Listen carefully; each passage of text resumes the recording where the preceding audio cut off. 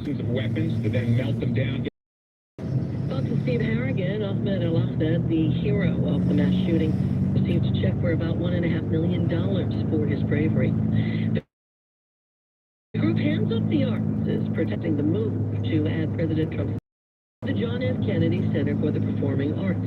Maryland Senator Chris Van Hollen speaks to the crowd. We've got a lot of work to do. We've got a president who doesn't respect the arts. All he respects is cash from his donors and buddies.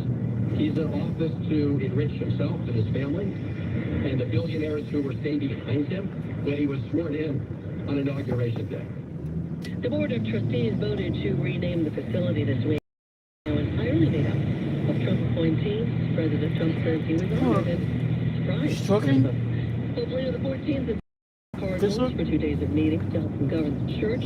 The constituent will be held on January 7th and 8th, immediately following the January 6th conclusion of the 2025 Holy Year. The gathering in many ways will mark the first time that Leo is going to be able to look ahead to his own agenda following his May 8th election as the first American-born pope. I'm Daria Aldinger. This is Fox News.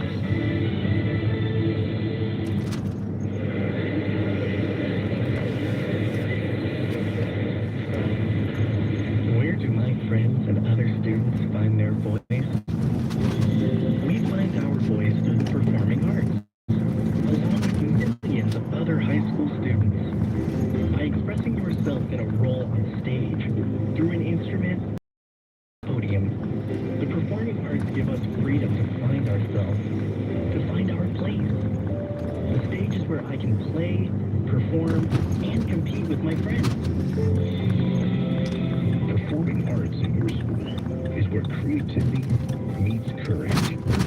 Encourage the students in your life to find their voice through the performing arts. This message presented by the NFHS, where we encourage all students to play, perform, and compete.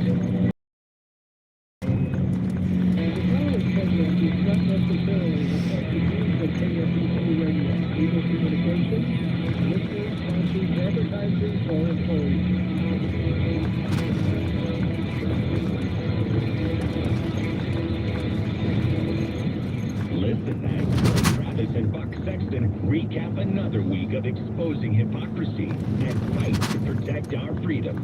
This is Clay Travis and Buck Sexton. Sound on. Welcome, everybody, to the second hour of the Clay Travis and Buck Sexton Show. And we are continuing with our last week of live shows for the year. Very much want to say, while I can, thank you to all of you for helping us have such a great year, or you are the reason we had such a great year on the program. I know we're still in the news cycle. We'll be getting into all this in a second, but since I only have you for today, and then Clay is going to be throwing a Christmas keg party for you for the next couple of days afterwards. We've had really honestly a great year on this show. It has been an honor to be able to spend time with you all every day. We're y'all, as I'm allowed to say now, because so many of you are Southerners. You've given me permission. Well, you married a Southerner, so I think that helps your ability to embrace the word y'all. That's true. And so we just want to say thank you to all of you. It's been a phenomenal year. Our team in New York City is the absolute best. Our audience is the absolute best. We all hope that we're doing a great job. Rush is smiling down on us from heaven, thinking that we're carrying on the legacy and holding the torch as best as we can. I can promise you we do that absolutely every single day. And to build on that, which is well said, when we come back in January together, we're working on the 5th year. We added 86 stations this year. We have added, thanks to you guys, over 200 affiliate stations since we launched this show in June of 2021. So that's a testament to what's going on behind the scenes. I think we were around 350 when we launched-ish. And now I know we are over 550 and added an absolute ton of stations there. And many of you are listening to us all over the country on stations that weren't in June of 2021. So to all those stations out there. Obviously, we want to be on as many platforms as possible everywhere. Play and Buck podcast network is rolling, and we're going to have more and more video for you. Many people out there, I never would have really believed this is where we were headed, Buck, but a lot of people consume audio on video. In fact, it's more popular to consume audio on video now often than it is just plain audio, particularly more and more video attributes of this program, the big part of the 2026 plan. So we would like for you to be out there subscribing to us on all those platforms, including YouTube, because there's going to be a lot more video coming for all of you.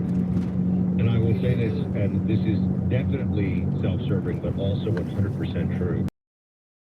You can see me, someone was jogging Clay yesterday who listens to the show, and stopped his jog for a minute to come alongside me to chat a little bit. Some ideas. I felt bad. I'm like, I'm interrupting your jog. Yeah, right. I'm sexting. But we always appreciate whenever you see any of us. Always should feel like you can come up and talk.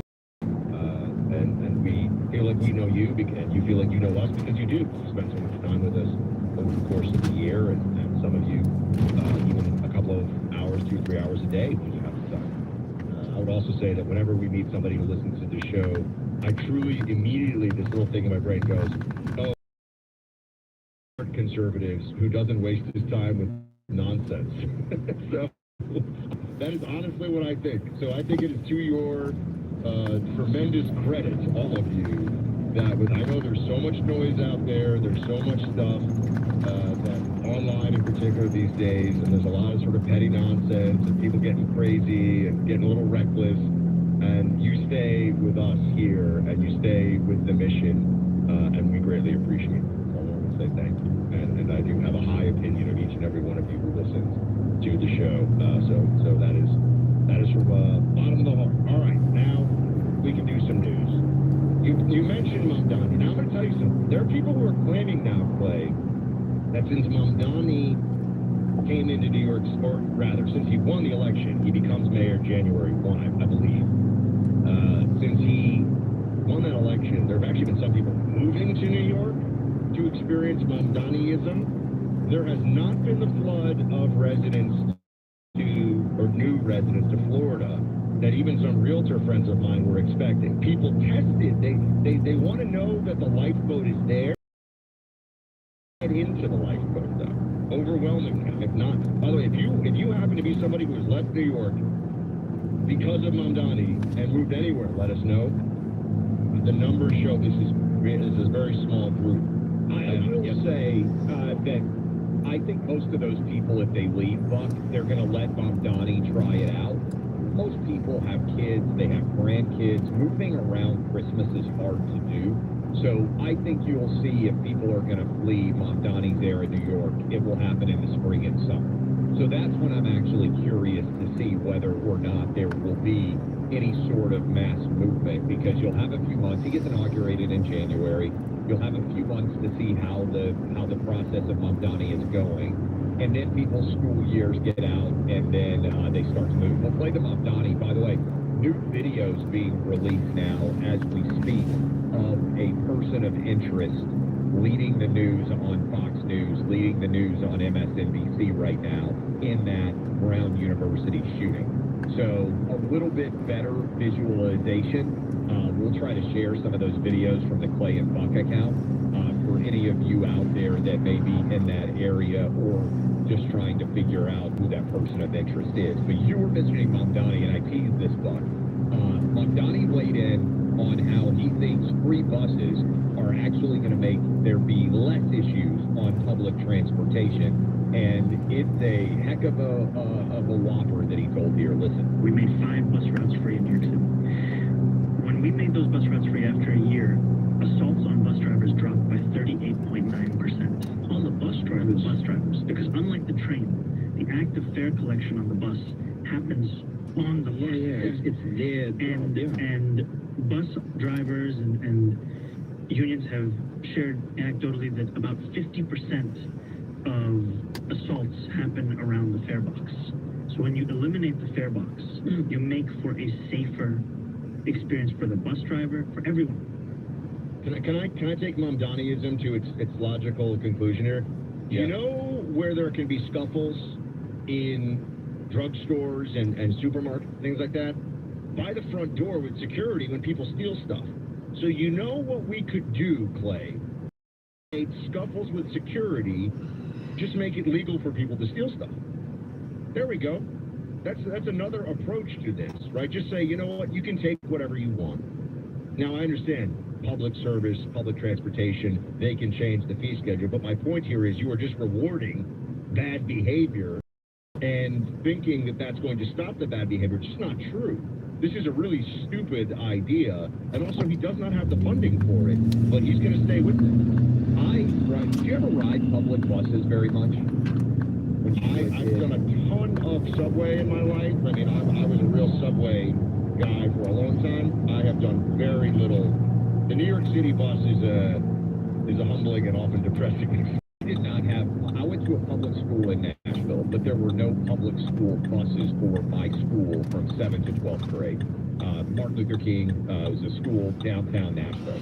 So if you rode the bus, you rode the city bus.